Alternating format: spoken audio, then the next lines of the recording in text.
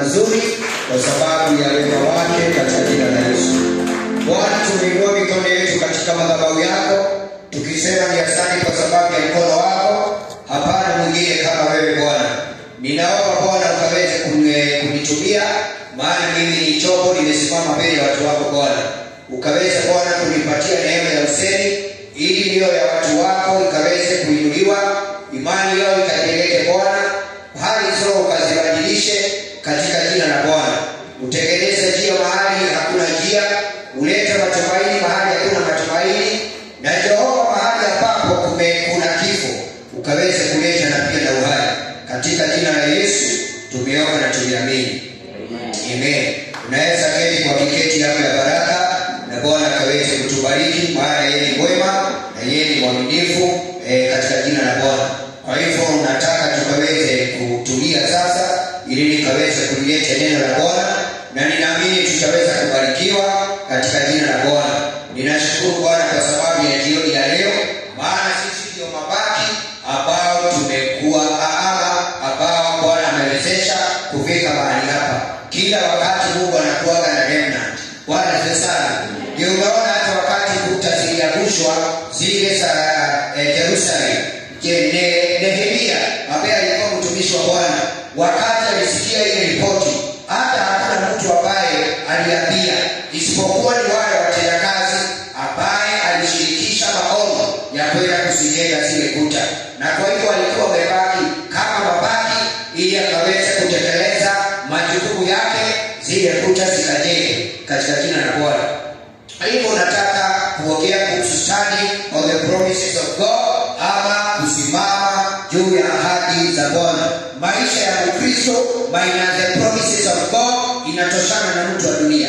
Bwana sana. Standard ya mtu ambaye ameokoka ama kiwango yake, kama hakuna ahadi za Bwana, kiwango yake na mtu wa dunia inatoshana. Bwana sana. Kile ambacho kinainua standard yetu juu, kile ambacho kinainua kiwango ya mtu ambaye anatembea na Mungu juu, ni kwa sababu yeye akona ahadi ambazo anatembelea juu yake. Sema amen. Ambazo zinamuonyesha ya kwamba mahali anaenda atafika, ambazo zinamnenea kila siku ya kwamba kile ambacho unatarajia utaweza kukipata, ambazo zinamuekali kila wakati katika jina la Bwana. Praise God. Kwa hiyo tofauti yako ama tofauti yetu na wale watu wako huko, wale hawana ahadi, wanaenda kwa kugusa. Sema amen. Wanaenda kwa kuangalia, wanaenda kwa kufuatilia. Praise God. Lakini sisi the Bible says ya kwamba tunatembea kwa imani katika jina la Bwana, na kile kinafanya tutembee na faith ni kwa sababu tuna ahadi, na hizo ahadi tuna apply faith ili zikaweze kutimia katika jina la Bwana. Kwa hiyo ni vizuri maisha yako yote katika safari yako ya kutembea na Bwana ukatawalie na ahadi za Bwana katika jina la Yesu. Sema amen. Na ahadi za Bwana zinakata kila mahali, zinakata familia, zinaenda kwa your personal life, zinaenda kwa your business, zinaenda kwa uzao watoto yako, zinaongea kuhusu your future, zinaongea kuhusu current situation ambayo unapitia, hata zinaongea kuhusu ya mahali ulitoka usikaweza kukumbuka katika jina la Bwana.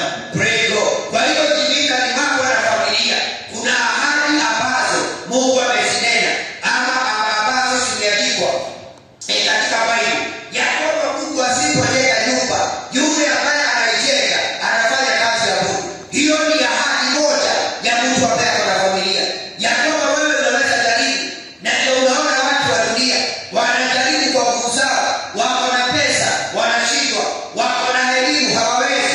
Bwana sana, maana wamekosa kutambua Mungu ndiye anasimamisha poa katika jina la Yesu.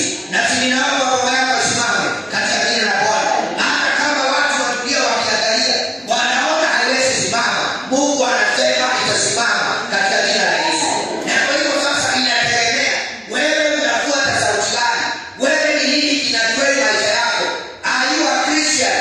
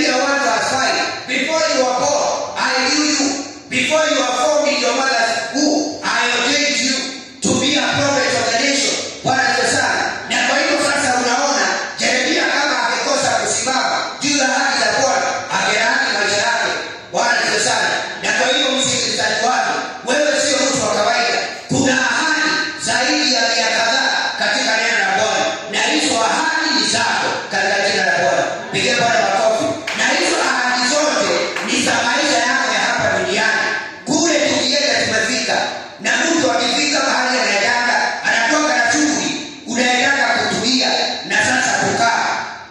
Amen. Na kwa hivyo ni vizuri usimame juu ya ahadi za Bwana.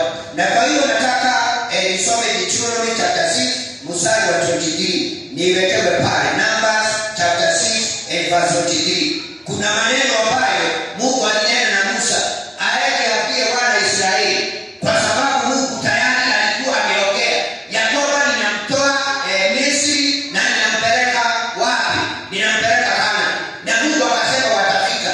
Lakini wakiwa jangwani kuna sauti zingine zilianza kuongea. Kuna mambo mengine yalianza kutokea, yakaanza kuwa kama yanataka kukosoa ile ahadi ya Mungu katika jina la Bwana. Na hivyo ndivyo ilivyo hata katika maisha yako. Mungu amenena ushindi juu ya maisha yako. Mungu amenena atakubariki. Mungu amenena utainuka. Mungu amenena kesho yako itakuwa sawa sawa. Mpigie makofi katika jina la Bwana. Na kwa hiyo akatutoa huko ili kututia huku. Walitolewa Misri. Na akiwatoa kuna mahali alikuwa anawapeleka. Mungu ni Mungu wa makusudi. Pigia pale makofi. He brought us out from there in order to bring us in. Wanatolewa Misri, waingie wapi?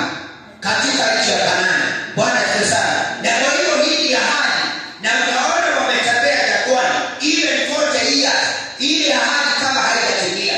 Lakini hata wakiwa jangwani, Mungu kanena na mtumishi wake.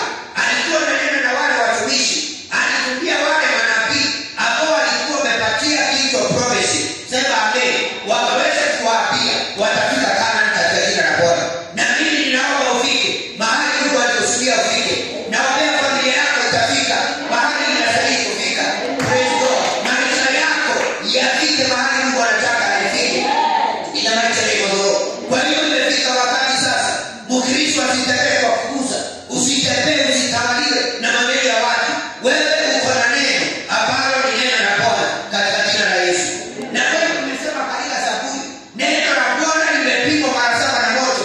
The word of God is tested 7 times. Naomba mwelekezi wangu unitafutie huo mstari. The word of God is tested 7 times. Neno la Bwana limejaribiwa mara 7. Na nambari 7 inasimamia ukamilifu. Ndio tukienda namba 8 ni new beginning. Maana ukifika 7 umefika kilele, hakuna mahali pengine unaweza enda. Pengine urudi pale ukaweza kuwa na new beginning. Na neno la Bwana, it has been tested, it has been proven even by our forefathers, even by the prophet ambao walitutangulia. Waliangalia hili neno na wakaona linafanya nini? Lina uwezo wa kutimia ama ni la kweli. Maneno ya Bwana ni maneno safi. Hata ni maneno gani? Haina uchafu, haina udanganyifu ndani yake.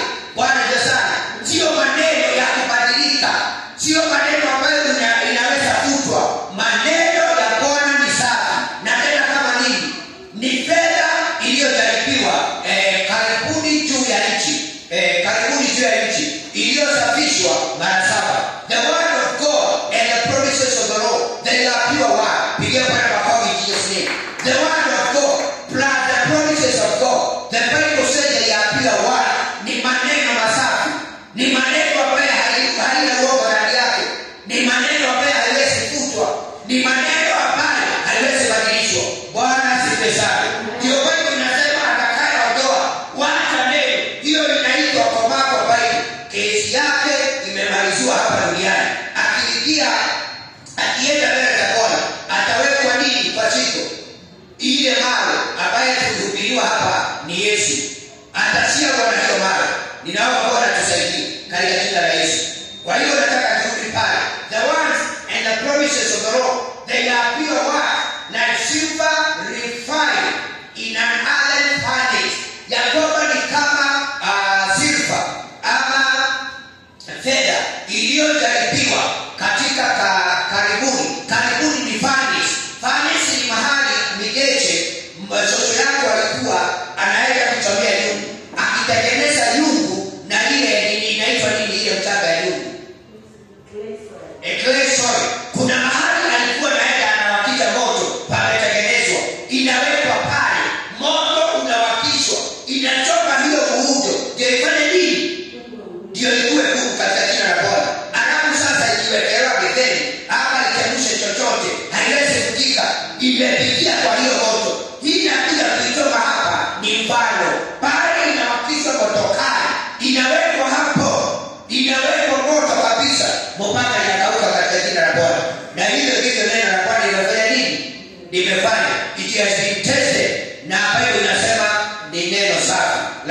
clarified in another furnace, purified 7 times, ambayo imetakaswa mara 7. Kwa hivyo neno la Bwana na ahadi za Bwana ni za kweli. Now turudi pale ile mtu wa Deuteronomy 6:23. Amen. Nisimunalia ama sio huko? Sio hiyo kwa mtoto, sio. Amen. Chukua hiyo simu ndani.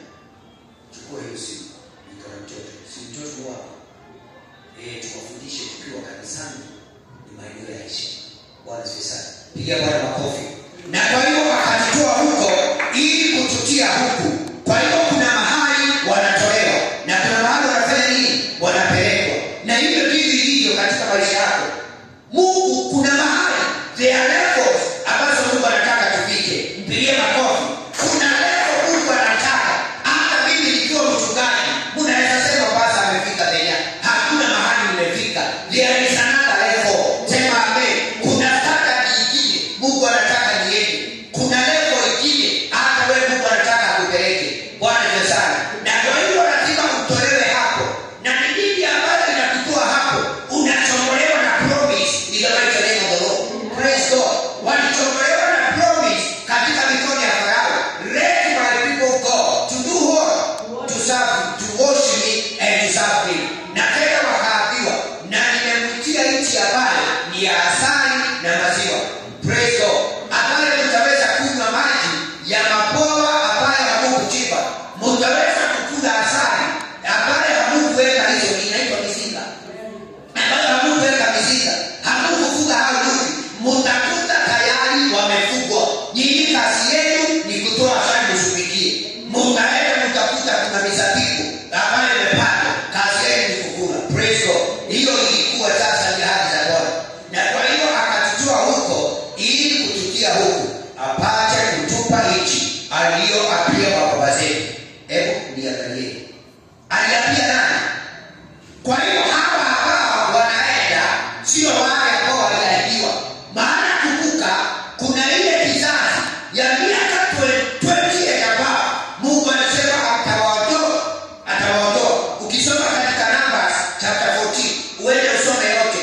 Numbers chapter 14, utaona wakati walilalamika, wakakosoa ahadi ya Bwana, wakasema Musa, umetuleta hapa utuangamize, umetuleta hapa utumize. Were there not grace? Je, hakukuwa na kaburi kule Misri? Wakakosoa ahadi ya Bwana. Bali inasema Mungu akakasirika, hasira yake ikajaa, akasema vijana wote ama watu wote ambao wako na 20 years of you, hiyo kale inasaidia. Hawataingia. Wamekosoa neno langu na nimelijaribu mara 7. Wamesema fadhali watarudi. Wamenihesabu mimi ni mwongo. Hawataingia. Watazunguka mahali pamoja mpaka wale wako na 20 years and above wakaweza kuangamia. Kwa hiyo hawa ambao sasa hawa ni wale hata walikuwa watoto 20 years and below na wale walizaliwa. Praise God. Ndio wewe unasema ya kwamba ni wape ile nchi ambayo niliahidia mababa zenu. Kwa hiyo nini hata kweli kwa meneno na wale watu ambao sasa wanataka kuitumia ni wale watoto ambao walifanya nini? Walizaliwa. Praise God. Tuendelee. Ngoja kidogo. Kwa hiyo niliyowaapia kuwapatia baba zao. Kwa hiyo this promise ni kuambiwa, walikuwa wameambiwa itakuwa hivyo. And so huko apate kutupa nchi aliyowaapia. Kwa hiyo ile promise ambayo imeapiwa ama Mungu amepromise ni kazi yako kuidai katika jina la Bwana. Pigia Bwana makofi. In the name of the Lord. Claiming God promises is an active voice. Activate it. Yani ni vizuri to create the promises of God kwa sauti kubwa. Amen. Kwa sababu nini ya time tunaongelea mambo mengi na Mungu anataka unenee maisha yako. Sema amen. Yani unaangalia watoto wako unawanenea. Unaangalia biashara yako unainenea. Wewe mwenyewe pia unajiwekelea mikono unajinenea. Unasema nitakuwa na pesa. Mimi nitakuwa mkubwa. Nitakuwa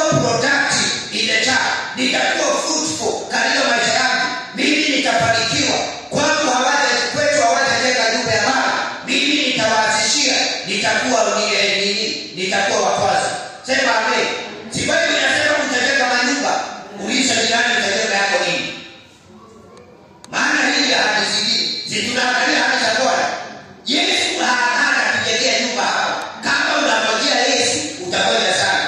Ukisoma nini wapi hii gani? Hii ni John chapter 14 and verse 1.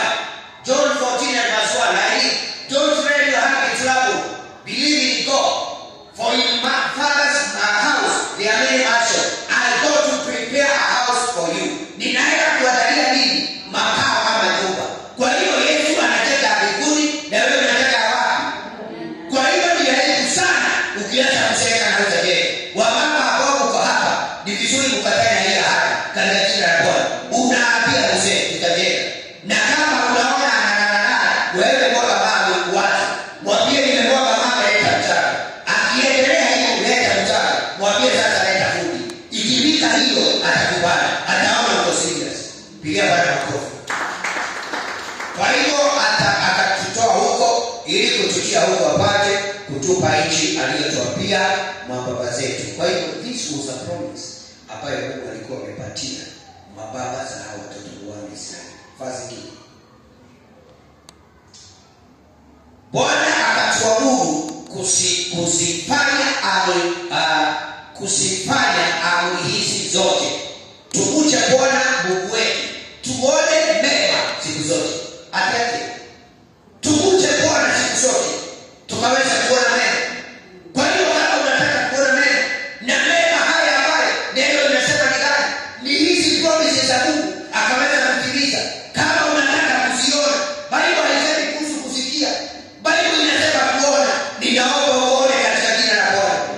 Kama unataka kuona, amen, mema ya Bwana inaanza zaidi. Alafu mwelekezi nitafutie hiyo pale ile book of Psalms. Ambayo inasema I could have fainted, my heart could have fainted unless I believe to see the Lord in the land of the living. Daudi anasema angekuwa ameisha kama hapo anatarajia kumwona Bwana wapi? Katika nchi ya walio hai. Nchi ya walio hai ni hapa tunaishi. Praise God. Anasema angekuwa amefanya nini? I could have fainted. Niwekea Kiswahili na Kimombo, najua utanipata. Kama hapo anatarajia Mungu. Ni nini hiki ambayo alikuwa anatarajia? Ni kwa sababu kuna ahadi alikuwa amesimama juu yake. Naamini ya kuwa nitaona wema wa Bwana. Pigia Bwana makofi. Hata ni kuhusu watu wengine. Ikikama za time ni warai, unanenea maisha yako skora, unaachana na watu wengine. Ukisikia vile wanaongea, just leave them in the name of the Lord. Wewe ndio unajua ni ahadi gani ambayo unataka Mungu afanye nini. Sasa Daudi kuna mahali imefika. Anasema ninaamini, hebu nione kwa mikono juu nani anaamini katika jina la Yesu. Nitauona wema wa Bwana in the land of the living. Sema katika na sauti, nitauona wema wa Bwana. Nitauona wema wa Bwana katika nchi walio hai. Praise God. Hakuna haja uletewe gari ukiondoka duniani. Hakuna haja tuseme ya kwamba tungekununulia kitu fulani. Unasafiri ukipate ukiwa hai katika jina la Bwana. Ninaamini ya kuwa nitauona wema wa Bwana katika nchi ya walio hai. I will have despair and I will believe that I will see the goodness of the Lord in the land of the living. Anasema ya kwamba I would have despair. Ningekuwa nimedhoofika. Yaani ningekuwa sasa sina matumaini kama sikuwa nimetarajia kuona wema wa Bwana katika nchi ya walio hai. Bwana ni sana. Huu wema wa Bwana ni shida sio kupiga gari hadi kimla letu liliti. Praise God. Uliza wenzako unatawaliwa na nini katika maisha yako? Maana sisi yako ukiuliza kuna vile alinena baba yako hata kwa sababu hajaokoka, kuna vile hata alitukana ukija Nairobi. Kuna watu hapa yake walitukana na wazazi wao. Batalika kwa tunaishi in Jesus name. Utaona wema wa Bwana in the name of the Lord. Hai ndio niko sema nitaona wema wa Bwana. Mimi nitaona wema wa Bwana.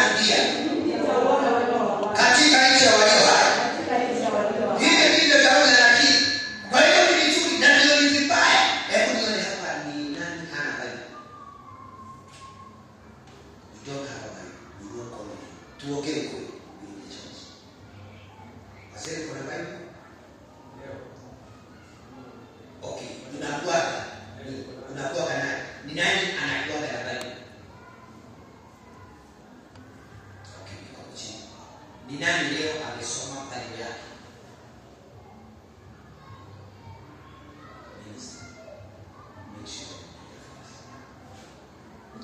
Nimejipatia 5 chapters hapa.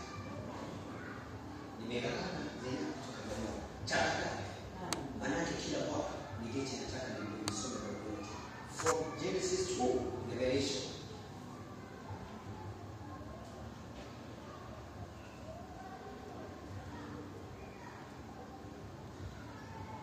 Ninaamini ya kuwa nitaona wema wa Bwana katika nchi walio hai. Na kwa hiyo ni vizuri ukaweza kukiri hizi ahadi za Bwana. And you cannot know these promises. Unaona mtu akiandika wili wakati ameondoka. Ndio hiyo wili huwa inatolewa na wakili. Anaita watu walioboma, anawasomea. Anasema wewe shamba yako iko Kamuru. Wewe ile nyumba iko Kagema, ilisemekana ni yako. Na wewe kwa sababu ulimsumbua mzana ukiwa kwa shule, ile pika ndio yako. Na hiyo wili haiwezi badilishwa. Na kama itabadilishwa, mfufue nani? Mfufue mwanadamu yule ambaye aliandika. Na kwa hiyo nalo neno la Bwana liko hivyo. It is full and it is yes and amen. Ila maana neno. Na kwa hiyo ni vizuri ujue. Na ndio unaona matajiri wakiondoka, hata ile nyumba ya Teka Karume walikuwa wanaulizana, mimi nilipatiwa nini? Nyumba fulani itakuwa ya nani? Zile pesa ziko kwa bana. Zile shia za konazo kwa Safaricom amesema tutagawanya, kila mtu aende na sehemu gani. Kwa hiyo huwa wanataka kujua. Na kwa hiyo na wewe ni vizuri unataka kujua. Kioke ile wake ndio wametolewa wapi? Kineno la Bwana linasema namna gani? Wakati unaona unatandikwa na adui. Neno la Bwana linasema namna gani? Wakati unaona maji mengi vile imekuja ikaenda na mtu. Neno la Bwana linasema namna gani? Wakati utaangalia watoto wako uone hapa ni Kea, hilo ni Kea. Uone hapa huku kuna mtu ataenda tena. Neno la Bwana limesema namna gani? Kuna vile limesema. Sema amen. Na kwa hiyo ni juu yako ukaweza kuisoma. Ndio ukaweza kuelewa. Ndio wakati unaenda kuomba. Bwana Yesu, usiende kuomba Mungu fanya vile unataka. Hiyo sio maombi. Hiyo ni kama kujali Mungu. Sasa ukimwambia afanye vile anataka, si akinyamaza ni sawa. Bwana Yesu, si akinyamaza ni sawa. Unastahili kuambia Bwana umesema wakati nitapitia katika maji mengi umeniahidi haitanipeleka. Bwana Yesu, yani unataja ile haja Bwana na unasema ni Mungu ninasimama juu yake na ninajikira ni sehemu yake katika jina la Bwana. Ninaamini ya kuwa nitaona wema wa Bwana ingalavyo hivi. Turudi mahali tulikuwa katika Deuteronomy 6:23.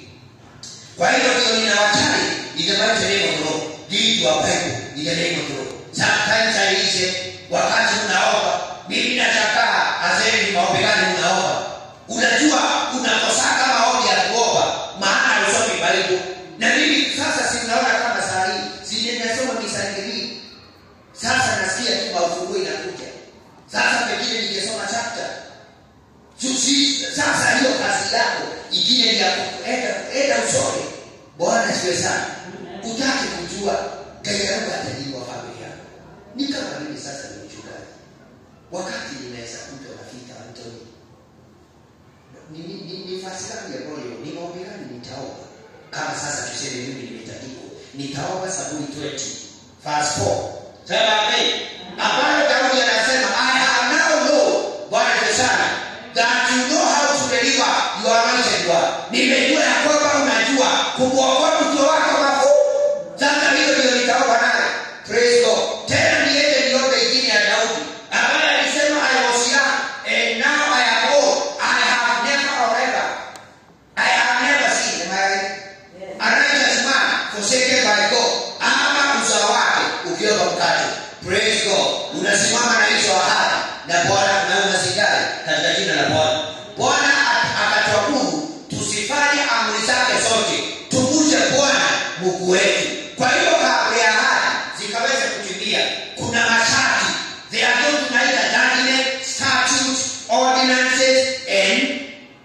sheria zote za Bwana. Sema amen. Ndio hasa tukusikie. Kwa hiyo ambie mwenzako fungua mlango katika jina la Bwana. Kufungua mlango ni kuangalia ni maagizo gani ambayo Bwana ametuagiza. Kama sasa amesema ya kwamba na mkumbuke siku ya Sabato. Wewe ameleta kutoka Januari umekosa serikali kanisani. Acha nikutumie. Ngapi? Kadhaa. Ndio. Kuna ile ulikuwa mgonjwa ya kwamba hungeweza kuja. Hapana. Sijitushukuru tu hapa na pale. Sasa ulifunja maagizo ya Bwana. Na kwa hivyo Mungu akiangalia kama atatimiza ahadi yake, anaona umevunja amri zake, Bwana akatuamuru, anawaamuru. So the Lord commanded us to do all these actions, to fear God and worship Him. Na kwa hivyo wakati nakuja hapa, sio basi unasaidia. Hata mimi si nimekuja kuabudu. Mimi nimekuja hapa saa hii, nimeshika hapa. Hata wiki ameniletea tuchipo hapa. Sasa nimekuwa hapa nikigojea Mungu. Pia Bwana. Kwa hiyo so the Lord commanded us to do all these actions, to fear and to worship Him. Kwa hiyo kuna nafasi ya kufanya. Before you claim the promises of God, jiangalie na ujipime. Ni ukuja kama ni magari. Chini ya ahadi ambazo ama zile maagizo ya Bwana, ile the Ten Commandments ya mseo. Bwana sasa wewe unakuja au ufuki. Wakati unakuja unakosa kuja kanisani na sio kungojeka ati umeamka ukasikia hautaenda. Ati unakuja unakosa kuja mteti ati una sadaka. Kuna mtu aliambiwa bwana hujatoa kweli. Na kama mimi alisema hiyo nikiwa kwa ofisi, mniambie za leo ni atapiga maoni hapa tu. Lakini sidhani Bwana sana kwa sababu kama hautaenda kumwabudu Bwana, enda upige magoti mwambie Mungu sina sadaka. Ndio hata moyo wako ataikokoa. Piga pale magoti katika jina la Yesu. Wewe unafikiria namna gani? Mungu akisema utoe mwili wako kama sadaka, hata ile sadaka ya kosa ni ya mwili wako. Uinue hiyo mikono choke, upige magoti, ugale huku kwa flow ugale, ulie machozi. Hiyo ni sadaka ambayo unatoa. Hata imepiga ya pesa katika jina la Bwana. Pigia Bwana makofi itie sio. Na hiyo ndio ile sadaka ya kwanza ambayo tunastahili kutoa. So the Lord commanded us to all these actions, to fear and to worship. Kwa hiyo your operation number 1 is to fear God. Bwana ni sana. Na kwa hivyo tusiwe tunasema ati naogopa kukufa, sijui ati naogopa ugonjwa fulani. Wakati unafanya namna hii, unamwambia Mungu wewe ni Mungu. Hata kama waseme tuogope shetani, Biblia inasema tufanye nini? Tufukuze. Okay, hiyo ni Kiswahili ya UK. Inasema ya kwamba tupinge. Biblia inasema tupinge, resist and he will free from you. Mupinge. Bwana sana. Haisemi muogope. Si unasikia yeye kama sio sifa ni kama si. Na ni vizuri macho tunasoma Biblia. The Bible says the devil is like a roaring lion, seeking someone to devour. Bwana sana. Kwa hiyo sifa ni moja peke yake na ni sifa wa Yuda. Praise God. Kwa hiyo ni vizuri sasa uangalie ni amri gani inafuta. Praise God. Kama sasa wewe umeshika hapa nikiomba, alafu watu wanakosa kuja ibada. Bwana sana. Nimekuombea, kuna watu hapa naona sita watatu. Anthony, kuna watu nimetaja na majina. Wale wameniambia sitataja mtu pasa niombee. Mkafikiria sijaomba. Kwani hiyo masaa yote nilikuwa nafanya nini? Nilikuwa ninaomba. Bwana sana. Na kwa hiyo ukaweza kumuogopa na kumwabudu the Lord your God with our filled with reverence and proper respect. Bwana sana. Na ndio mimi na waangalia hata wakati tunaabudu. Nataka tuwe tunaliwa mikono. Tukija kwa ibada wacha kungojewa. Wacha kungojea hata uambiwe uinue mikono. Ukisikia mikono haitoshi, piga magoti yako. Bwana asifiwe. Tunaambiwa ya kwamba we fear God and worship the Lord our God with our filled reverence and proper respect for our good always. Yani fanya hivyo for pastor good ama kwa sababu ya wema wa pastor ama kwa wema wa mtu mwingine. Unafanya hivyo ili uone wewe. Hebu soma Kiswahili. Bwana akatuamuru kusifanya amri zake zote.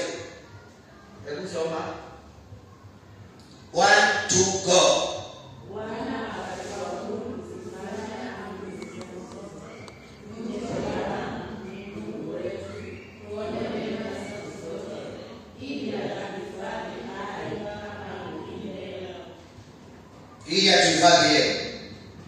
Naomba uhifadhiwe hai katika jina la Bwana. Naomba ndoa yako ihifadhiwe hai in the name of Jesus. Naomba wewe na watu wako wote wahifadhiwe hai. Kuna ahadi ya kuhifadhi sisi hai.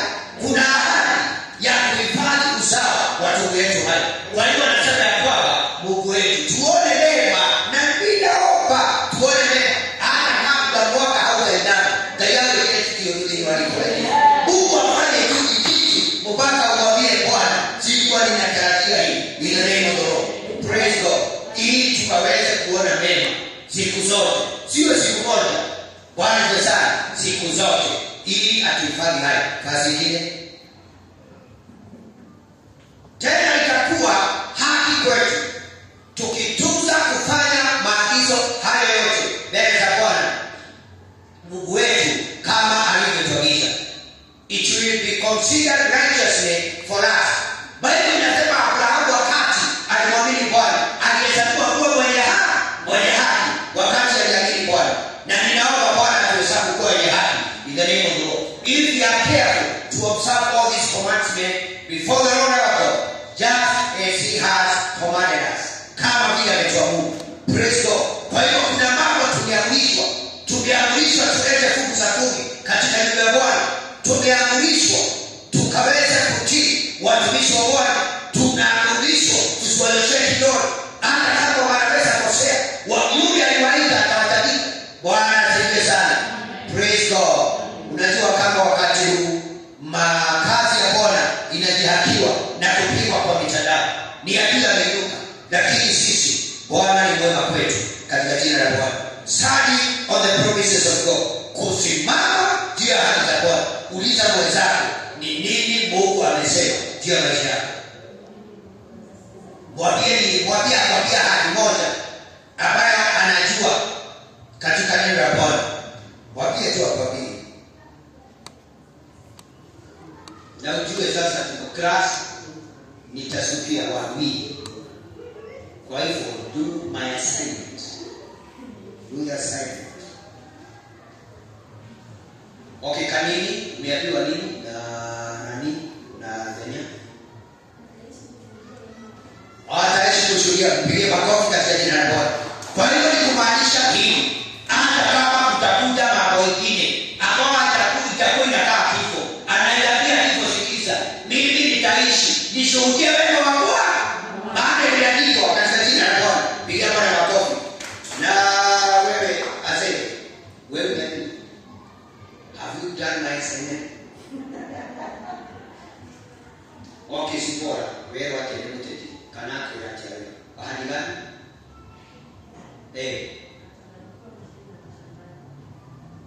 Ni yeye amekwambia bali wewe. Na wewe ukamwambia bali. Atakuwa.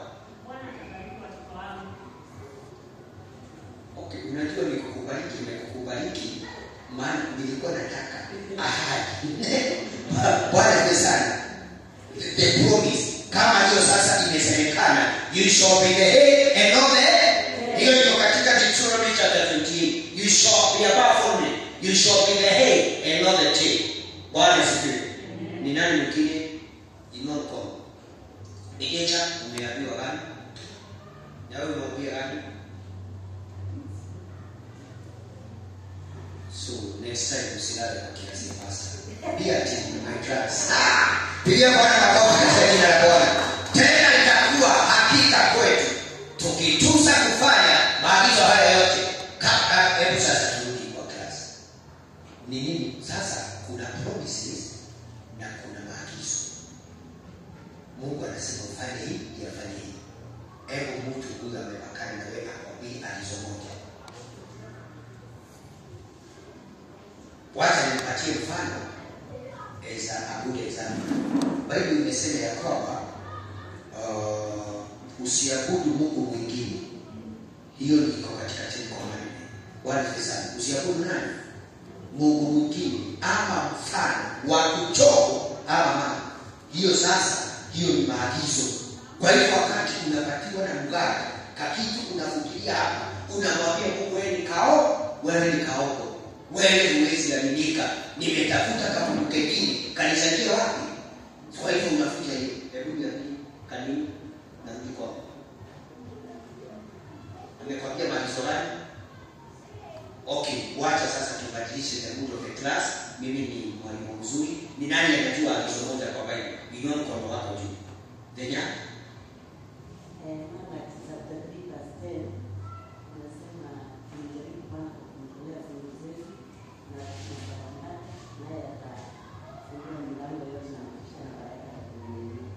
Okay, niongezea mira. Inaongea kuhusu windows. Bwana Yesu. The Bible says atafungua madirisha, sio madirisha, sio milango, ni madirisha. Na kile mpige makofi imejaribu. Hiyo ni agizo. Tuweke. Ni nani mwingine ameinua mkono? Ni Mteti.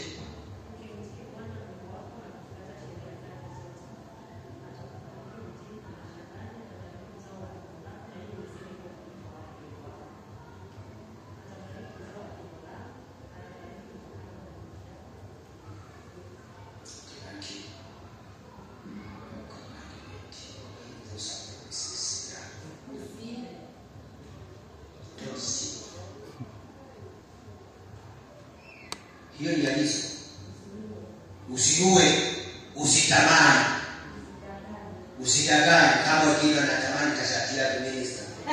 Usitamani, kwa hiyo unaona kama umetamani kali ya pasa, tafadhali mtu. Hiyo ni gani? Haleluya.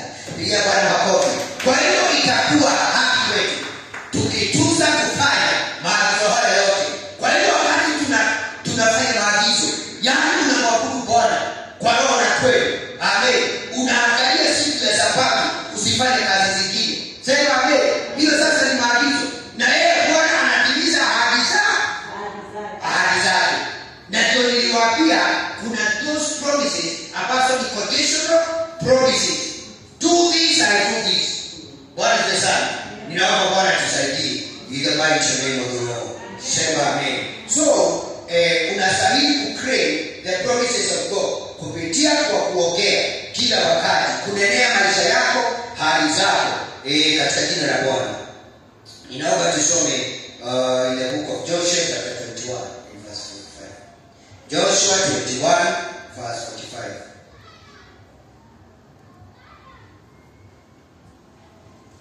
We are supposed to claim the promises of God through faith and through speaking. Amen. Tunastahili kuclaim ama kudai ahadi za Bwana kupitia kwa imani na kwa kuongea.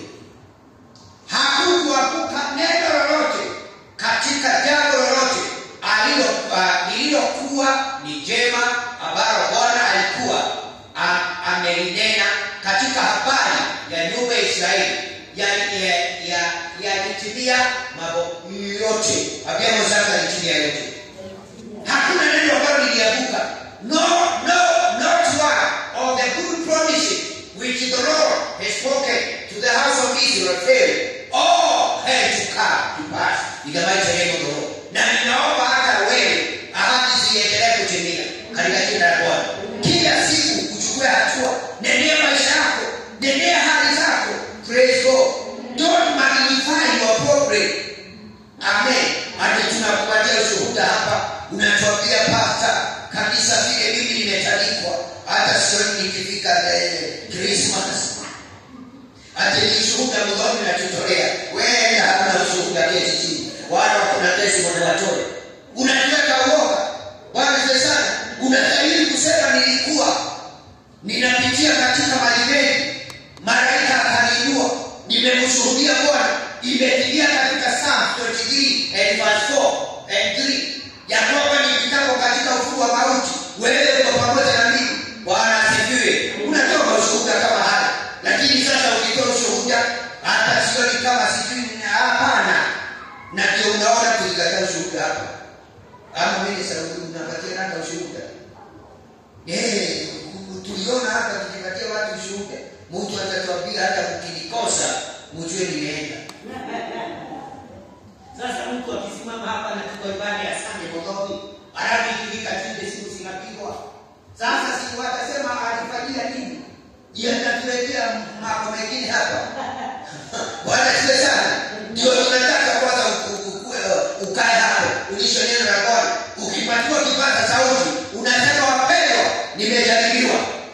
nimeshikilia imani katika jina la Yesu.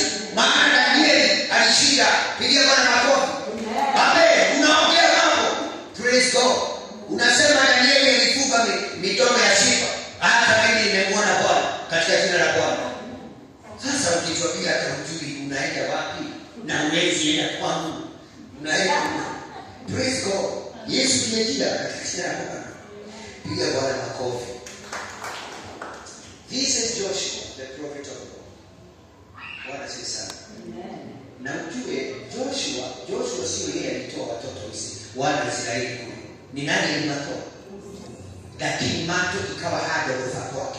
Akaambiwa nao my servant, nasoma Joshua chapter 1. Now my servant Moses is died. Arise now. Peleka hawa watu ile wafuke mto wa Yordani. Na kwa hivyo alikuwa anajua ahadi ya basi. Mungu alikuwa amezinena. Si unaona sasa hapa Joshua na ndiye anasema hakuna ile haikutimia. Hawezi sema asikutimia kama hapo anajua nini. Na kile wakati mwingi kinatulemea ni kwa sababu hatuelewi Mungu akimwekea nini. Bwana sana kuhusu maisha yetu. Wewe tunaenda kama povu, tunapase. Tunaenda na kibahati. Atenipate ama tuko. Atenene sasa atenaambia Mungu ninaenda kazi. Nipate ama nikose. Sasa wewe wacha hiyo maombi. Mungu hakuna maombi kama hiyo. Bible inasema in the book of Deuteronomy chapter 8, whatsoever you put your hand to, God will bless it. Pia Bwana makofi. Chochote hata kama ni juku, hata kama ni madarasa unapika, chochote utakia mikono yako kufanya kitabariki. Kwa hiyo sauti hii nipate ama ni nini? Hiyo ni siri ya kitu hizo. Hazija kutoka kwa kichwa. Sikuna wale wanyama tulisoma walienda sijui kunini, kufanya nini? Kuinda. Walikuwa naona makisu kwa pale, wanatamani na rafiki. Kwa hiyo wanasema hali kuokoka neno lote katika mambo yote. Kwa hiyo sasa ni vizuri kuamini Mungu na kujua hali zake. Nataka tukimbie dakika ambazo tumesalia dogo in the book of Romans chapter 4 verse 14. Tukimbie pale katika jina la Bwana. God promises are a sure anchor. Kama unaandika. God promises are a sure anchor. Anchor nilikwambia ni ile chuma ambayo unaikebu wakati iko katika bahari. Wakati nahodha anaweza ona kuna mawimbi ama aone kuna nini. Hizi hadithi zinaitwa namna gani? Hii mawimbi ama wewe anaweza ona wako katika hatari. Aone ile maji inainuka inaweza kufunika mbele. Kile huwa anafanya anafika mahali kuna chuma inatoka kwa mbele pale katikati. Inaenda mpaka kilindi cha bahari. Inadhibiti ile lengo. Bwana Yesu sana. Kwa hiyo hata ikisukasukwa na anakani na maji mengi inabaki imesimama imara. Anaanza mawimbi kiisha, meli inaendelea na safari. The promises of God are a sure anchor. Pigia Bwana makofi. Yaani ahadi za Bwana ni nanga ya kutumainiwa. They are yes and amen. Praise God. They are a sure anchor and the source of strength. The promises of God are source of the strength. Do you know that Daudi anasema, unless I believe to see the goodness of the Lord in the land of the living, I would have died. I would have despaired. Bwana sasa, kama sikuwa ninatarajia, kama sikuwa na ahadi za Bwana, ningekuwa nimemalizika. Praise God. So the promises of God are your source of strength. Zinakupatia nini? Zinakupatia nguvu. Wakati sasa unafika mahali unaona hakuna njia. Bwana sasa, ni basi gani nakumbuka Melissa? Ukifika mahali hakuna njia. Inakupa Isaia chapter 48. Bwana sasa. Amen. Bible inasema ya kwamba I will make a way. Hebu tuweke hiyo verse. Ndio lazima tunasoma. I will make a way in the wilderness, a highway in the wilderness. I will cause water to come from the watch. Hebu tuweke hiyo verse in the name of the Lord. So, ninakusomesha haya ndio ukaweze kuelewa. You study the promises of God. Na wakati unajipata katika hali fulani, unasimama juu ya hizo. Wacha niwekewe katika jina ya kwamba atatengeneza njia, ahadi. Biblia ya Kizungu inasema ahadi, na pia atasababisha mito ikaweza kutoka jangwani. Have you gotten it? Isaiah 48:49. 43. Yeah. Asome kwa Bible copy. I will make a hide in the wilderness and a spring of water in the wilderness. Listen carefully. Apia mwenzako listen carefully. Nilikwambia Bible is the best book to read. The sweetest book. Amen. Sasa ukisoma Bible uone mideta inakwambia listen carefully. Hapo usisome na haraka. Kuna message. Listen carefully. I am about to give a new thing. Now it will spring forth. Will you not be aware of it? I will even put a road in the wilderness. I will put a road in the wilderness. Nitatengeneza njia nyikani. Rivers in the desert. Huko ambako kumekauka nitatengeneza mito. Praise God. Na kwa hivyo wakati unaona hakuna njia, unamwambia Mungu tengeneza njia. Praise God. Turudi mahali tulikuwa, Romans chapter 4 katika jina la Bwana. Romans chapter 4 verse 14. It is okay. Kwa maana hadi ile ya kwamba atakuwa mrithi wa ulimwengu ilipewa Abrahamu na uzao wake, si kwa sheria bali kwa haki iliyohesabiwa kuwa imani.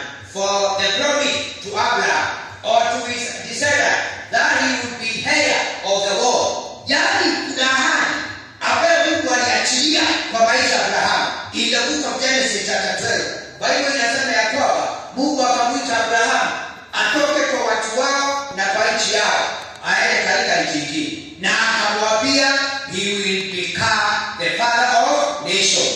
Pia akamwambia I will make you great, I will make your name great, you will become the father of nations. Ahadi ikale na inaonekana, lakini Bible inasema yeye aliamini, alichallenge the name of the Lord. Amini ahadi ya Bwana katika jina la Bwana. Abrahamu hana mtoto, amezeeka tena, lakini anaambiwa hata sio kijiji, wacha huo mtoto wote unaliomba, nitakupa, utakuwa baba wa mataifa katika jina la Bwana. Kwa hiyo ni ahadi ilifanya nini? Na hivyo ilifanya Abrahamu aone miaka inalipo, hata akiwa na miaka 100 aliendelea kungojea Bwana katika jina la Bwana. Twende basi hii. Maana ikiwa wale wa sheria ndio wali, imani imekuwa bure na ahadi imebatilika. Tuendelee. Kwa sababu sheria ndio ifanyayo hasira, maana pasipo sheria hapana kosa. Tusome, kuna mahali nitaka hiyo itabidi niwekee moja. Hii ya Kizungu niwekee ya Kizungu. Korefu kule ni mbali, kule ni mbali. Tunataka siku nyingine hapa karibu. Therefore the promise depends entirely on faith. Hata nini? The promises depend entirely on faith. Na Biblia inasema faith inatoka wapi, minister? Faith come by hearing and hearing the word of God. Na kwa hiyo ahadi za Bwana they depend entirely on faith. Kwa hiyo lazima uwe mtu wa imani. Na ndio Abrahamu aliamini, sema amen. Na hiyo ahadi ikaweza kutimia. That it is confident trust in the unseen God. Amen. Angalia vile inaweka vizuri. That is confident trust in the unseen God. Yani unakuwa na confidence. Hicho ambacho kimenenwa unaamini, sema amen. Hata kama ukioni, hata kama huoni yule aliahidi, praise God, unaamini kwanza hiyo imesemwa itatimia. Na pia unamwamini mwenye kuitoa ahadi hata kama huoni. And that's what our father of faith Abraham did.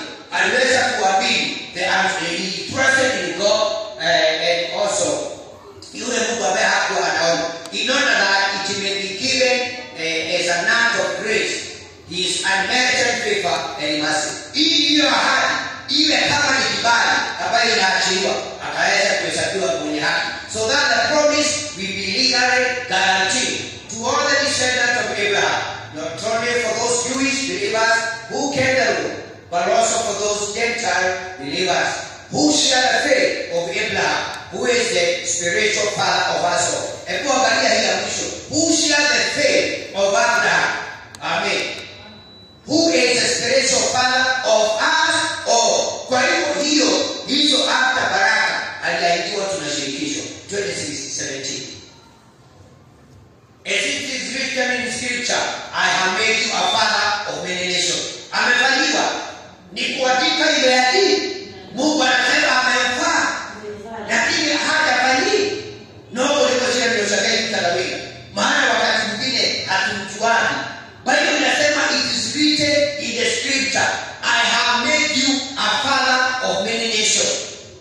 In the sight of him who he believed, na kwake alimwamini, that God who gives life to the dead and call into faith that he does not yet see. Yeye alimwamini Mungu, yule ambaye hakumuona, ambaye akona uwezo wa kuita yale mambo yamekufa kana kwamba yana uhai katika jina la Bwana.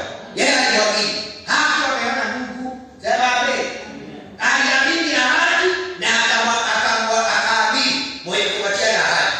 This be your portion tonight. Verse 18. In hope again so Abraham believed that he become a father of many. Ebu soma what to go.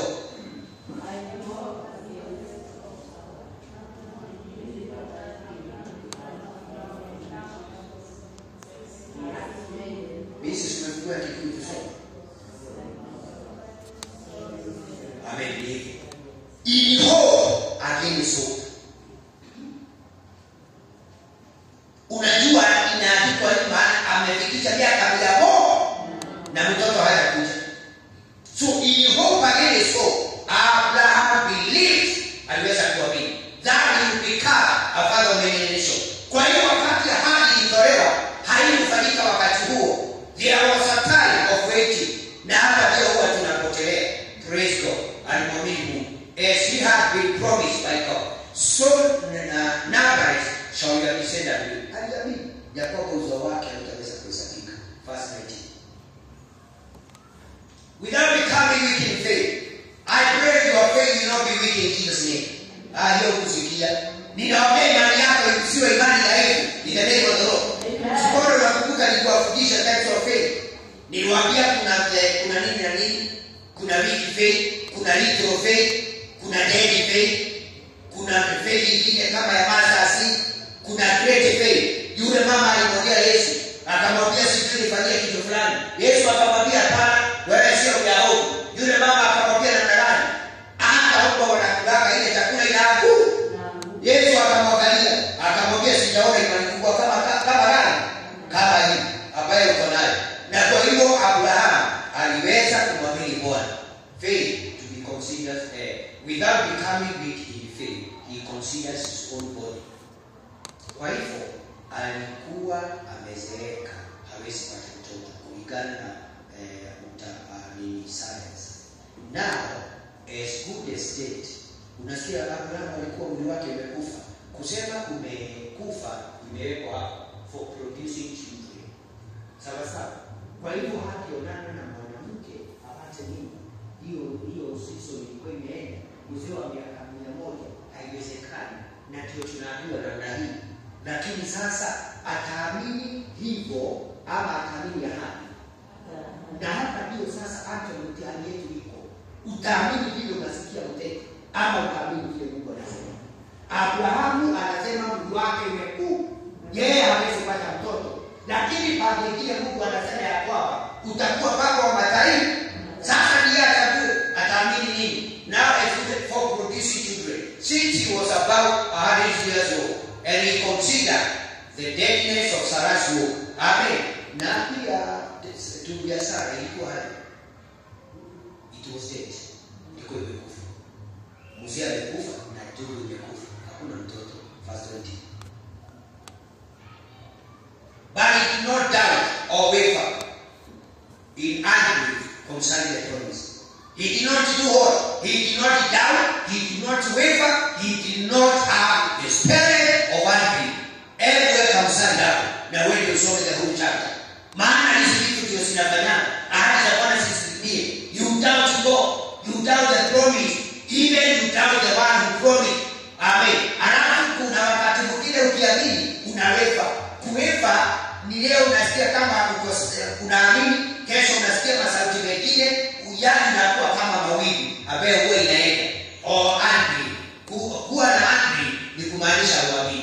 concerning the promise. Lakini Abraham alishinda the spirit of doubt, the spirit of double-minded, and the spirit of envy. May you conquer these enemies in the name of God. These are the enemies of the faith. Unastahili usishinde katika jina la Bwana. Of God. But you be strong. May you grow strong in the name of Jesus. May you grow strong. Ndio tulisoma katika Luka 2:1-2. Luke 2:57. And Jesus grew in stature, in wisdom, having favor with God and having favor with men. Yesu alikuwa hata mwili wake akaongezeka. Bwana sifiwe. Akawa na hekima na pia na kibali na watu wa Mungu. Na kwa hivyo he grew strong and empowered by nini empowered faith. Na kwa nini unakosa kuja kanisani tena? Unakujaka uwe empowered. Bwana ndiye sana. Kama mimi tamkuu empowered, unasikia mdomo. Wakati hujaenda kanisani unastahili kusikia vibaya. Maana wewe unasema he grew strong and empowered by faith. Na faith inatoka wapi? Salimia mwenzako mwingine nimekusalimia. Faith kama hiyo. Kwa hiyo your faith inaweza kati wako moja. If you are not listening to your preacher, if you are not listening to your pastor when he is ministering the word of God, if you are not staying katika miguu ya mafundisho, ni kumaanisha imani yako haijakuwa. May God help us. So he was empowered by faith, giving glory to God. Tusome ndio tumalize. Faithfully confess that God has the power to do what he has promised.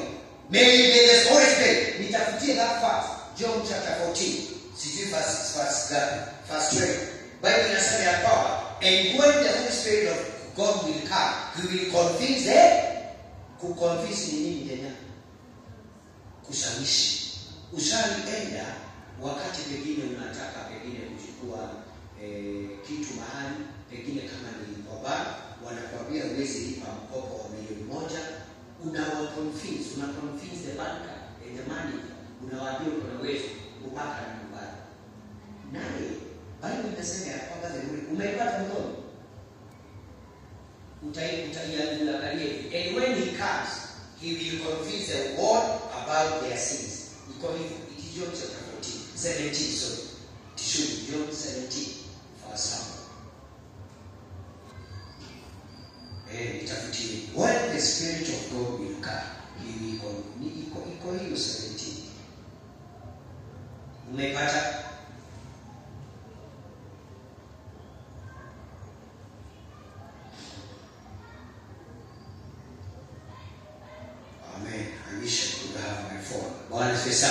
Kwa hivyo basi turudi pale tulikuwa ndio tumalize katika jina la Bwana.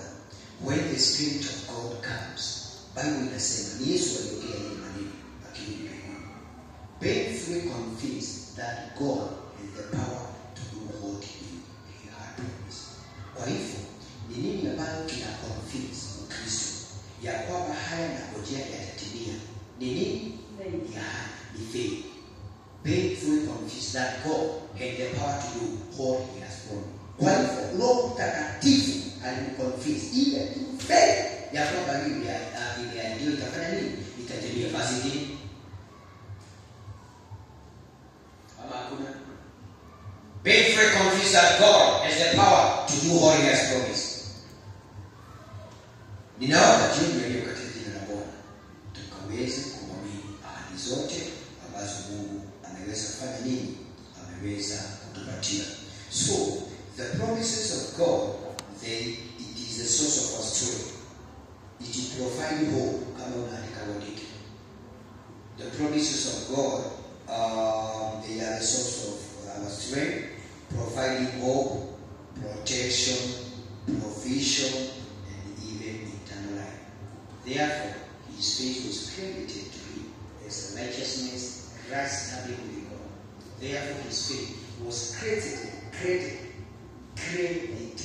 to him as righteousness, right standing with God. Ninaomba Bwana tusaidie, tusimame na miguu yetu katika jina la Yesu. Ahadi zako Mwenyezi Mungu ni za kweli na ni za amina. Uliotuahidia sisi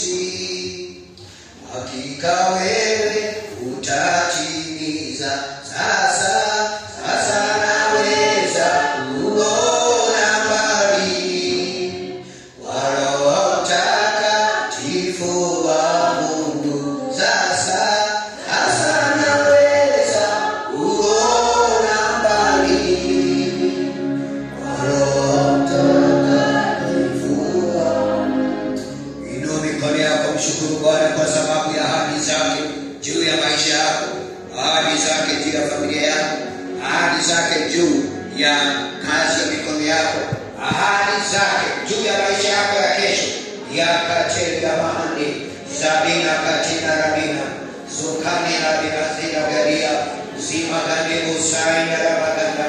Ninainua jina lako Bwana, ahadi zako zote nianania kuna Bwana, utatimiza ahadi zako Bwana. Rakata ya maguri ya rabinazi, ahadi zako nianania bina, ahadi zako ni za kweli Bwana. Tunainua jina lako Bwana, tunakutukuza Jehova, tunakuabudu za kalibaya zabina kati ya mahanda ya mabusha sharaba kata